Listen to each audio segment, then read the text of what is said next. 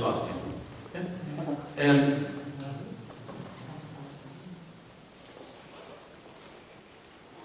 O convívio e a existência de judeus em território português é extremamente, antigo. Não vamos obviamente demorar-nos muito por aí, mas há judeus em território português pelo menos uns 1500 anos antes de haver Portugal e uns 500 anos antes de haver cristãos sequer. Arqueologicamente temos atestado hoje a existência de comunidades judaicas no território atualmente português para o século I, possivelmente antes da existência de comunidades cristãs, e o mais certo é que as primeiras populações judaicas a viverem na Península Ibérica tenham vindo no século VI a.C.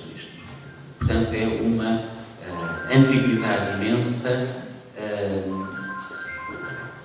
que não é que ela justifique alguma coisa, mas, obviamente, nós temos que perceber que, quando falamos da temática judeus e Península Ibérica, há um aspecto que tem que ser sempre referido. É que a permanência, a presença de judeus na Península Ibérica, para a própria cultura judaica, foi tão importante que uma das principais matrizes culturais e religiosas judaicas é a matriz peninsular, são os chamados judeus sefaritas. Isto vem, obviamente, de um tempo longuíssimo. A presença dos judeus na Península Ibérica vem, de facto, pelo menos desde 500, 600 anos antes do nascimento de Cristo. Portanto, uma presença longuíssima, uma presença que implicou, em muitas alturas da história, perseguições.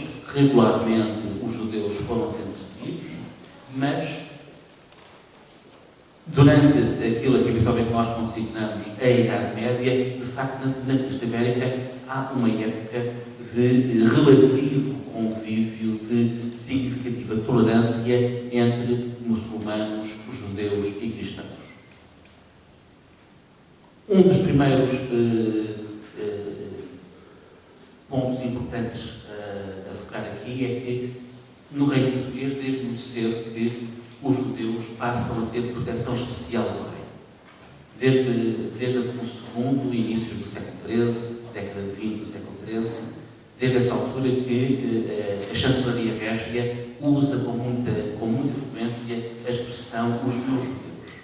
E, de facto, os judeus são protegidos pelo rei, e são protegidos pelo rei em primeiríssimo lugar por causa de uma característica importante que é já secular nessa altura e que implica, no fundo, um know-how importantíssimo nessa altura, que é o facto de saberem ler, escrever e contar.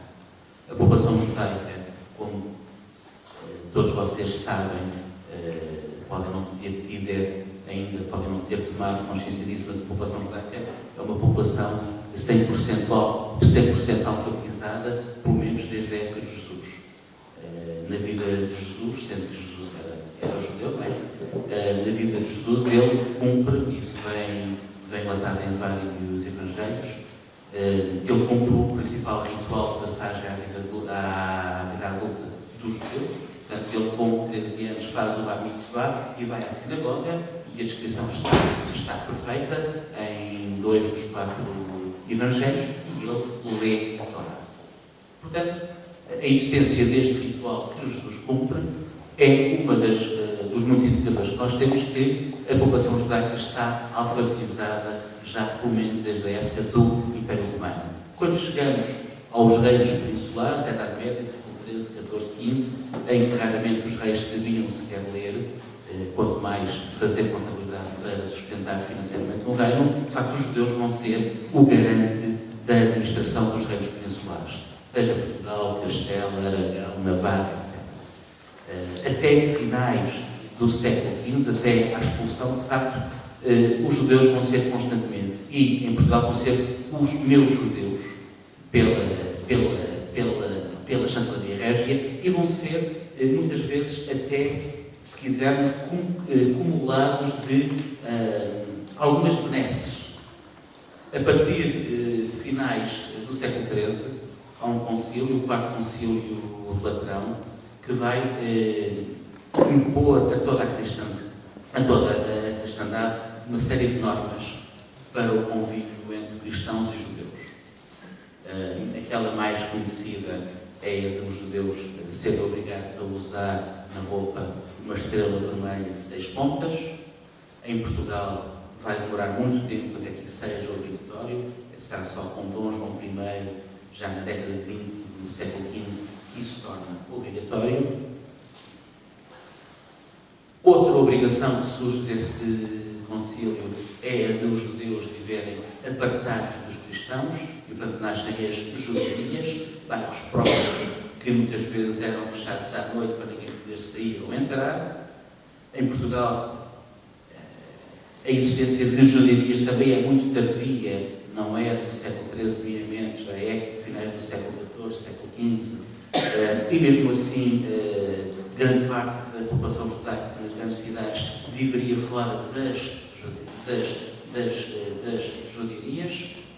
Ora, por mais irónico que possa parecer, esta criação de um estar apartado, muitas vezes de guetos, vai possibilitar também aos judeus criar e fortalecer as suas identidades. Porque na medida em que deixam de poder estar misturados com o resto da população cristã, no fundo, estando cada vez mais juntos, com casamentos mais endogâmicos, com uma cultura cada vez mais fechada, vão de facto desenvolvendo também os seus aspectos culturais.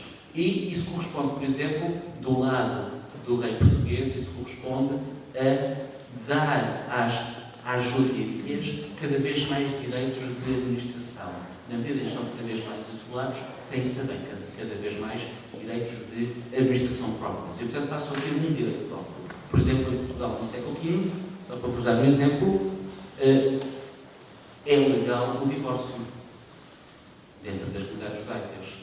O rei autoriza a separação de um casal, se for judeu, porque mediante a lei judaica isso é possível. O Rabi Mor faz um pedido ao rei nesse sentido e há legislação a dizer que, sim senhor, os tabeliães das comunidades judaicas podem à população cristã e isso não é possível. Portanto, as populações judaicas vão tendo um direito próprio e vão, literalmente, prosperando dentro desse direito próprio. Agora, de onde é que vem, eu disse há pouco que durante a Idade Média da Península Ibérica há um relativo bom convívio entre as populações muçulmana, judaica e cristã. Quando é que as coisas começam a funcionar mal? As coisas começam a funcionar mal, enfim, poderíamos dar aqui vários momentos em que elas começam a funcionar mal, mas temos que, no fundo, olhar, usando uma linguagem muito atual, temos que olhar para uma Europa a 2 velocidades. Só que a Idade Média é exatamente o oposto da atualidade. Nós hoje em dia temos a Europa mediterrânica com a crise da dívida soberana, enfim, com as troicas em cima de nós, etc, e temos a Europa do Norte próspera a impor-nos regras. Não é? Na Idade Média a situação era exatamente o oposto. Na Idade Média a Inquisição instala-se em primeiro lugar no século XIII, exatamente na Europa Central e na Europa do Norte, e os reinos peninsulares a Inquisição não existe. Não há Inquisição em Portugal no século XIII, não há Inquisição em Portugal no século XIV, não há Inquisição em Portugal no século XV. Ela instala-se apenas em 1536. E mesmo em Castela, ela instala-se em 1478, é um pouco antes, mas é num outro ritmo completamente diferente do resto da Europa para além dos Pirineus.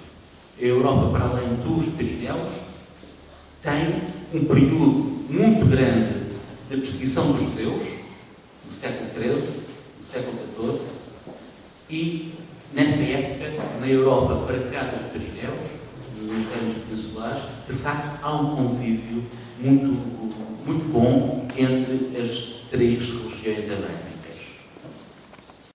No momento em que nós vemos que o equilíbrio existente até ao século XIV começa a ser posto em causa, é de facto depois da última grande expulsão dos judeus de França.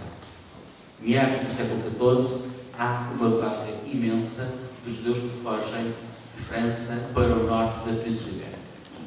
Ora, vão desestabilizar todo o equilíbrio social existente. E temos o primeiro grande conflito contra os judeus, que ocorre, no fundo, em todo o reino de Aragão. Começa a norte, em Barcelona, vai até sul, até Sevilha. Em 1391, há uma grande matança de judeus em Sevilha. Este é o grande marco do início da intolerância religiosa na Península Ibérica. E, eventualmente, a grande causa, de facto, é a vinda, não se tem números minimamente, mas a vinda em massa de judeus que vêm do norte, vêm de França. Enfim, as expulsões vão sendo em cadeia. O último reino a expulsar os judeus é o reino francês, e eles vêm descendo, e, portanto, vêm desestabilizar, no fundo, todo o equilíbrio social existente. E, portanto, em 1391 temos um primeiro grande acontecimento contra os judeus em Sevilha. Terão morrido pelo menos 4.000 pessoas. A população cristã de Sevilha entrou pela judiaria dentro e matou toda a gente que encontrou. Pela mesma época, acontece exatamente o mesmo em Lisboa. Em 1385, é a muito custo que o mestre diz, o futuro Dom João I, em Alfama, consegue travar a populaça que queria entrar dentro da judiaria grande. A muito custo, ainda terá morrido gente. Não temos números, se terá morrido muito ou não, mas todas as crónicas enaltecem o papel do rei a cavalo a ter conseguido parar a turba de gente que queria entrar pela judiaria de fora. Estamos numa época muito complicada. O final do século XIV em toda a Europa é o auge da peste negra, grandes fomes, grandes mortandades. Os judeus vão passar a ser vistos como aqueles que fazem com que a ira de Deus recaia sobre a cristandade. No século XIII está perfeitamente criada já uma imagem de que a Europa devia ser cristã. E, portanto, quer muçulmanos, quer judeus, têm que ser postos fora. Ora, na medida em que os judeus não foram postos fora, a existência da peste negra, a existência de calamidades variadas, a existência em especial de grandes secas, é vista como uma vingança de Deus por os judeus não terem sido postos fora. Portanto, quando há um grande acontecimento natural, grandes cheias, grandes fomes, grandes secas, ou, como já vamos ver daqui a pouco, um grande terremoto, habitualmente o bode expiatório são as comunidades brancas. E neste momento as populações entram sempre dentro das judiarias e matam indiscriminadamente. Depois de Sevilha, 1391, vamos ter um grande acontecimento em Aragão também, em Tortosa, em 1413 e 1414. Um Papa, Bento XIII, se não me engano, vai decide convocar para a sua corte. Ele estava nesse momento bem em Tortosa, é uma das épocas em que há dois papas, portanto é um dos papas. Decide convocar para Tortosa os rabis, todos os rabis da Península Ibérica, para os convencer que, afinal, o Messias que eles estavam à espera já tinha vindo e era Jesus. Isto começa por ser um debate teológico entre vários teólogos cristãos e os rabis, mas vai terminar num braço de ferro que vai fazer com que, logo em 1414, muitos judeus se sintam obrigados a converter-se ao cristianismo. A partir daqui nasce, em Aragão e em Castela, aquilo que se chama os conversos, isto é, aqueles que, tendo recebido o batismo, eram antes judeus.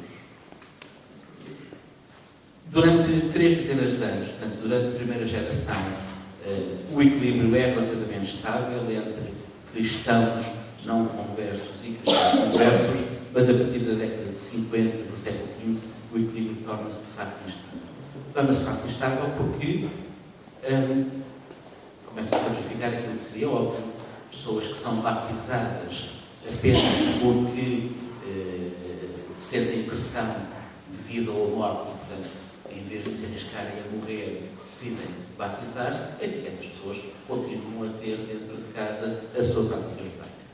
E, perante um contexto de novo de fome e de peste, mais uma vez, vai surgir o argumento de que Deus se está a castigar a cristandade por manterem, agora ainda por cima, de forma dissimulada, os judeus dentro do seu seio.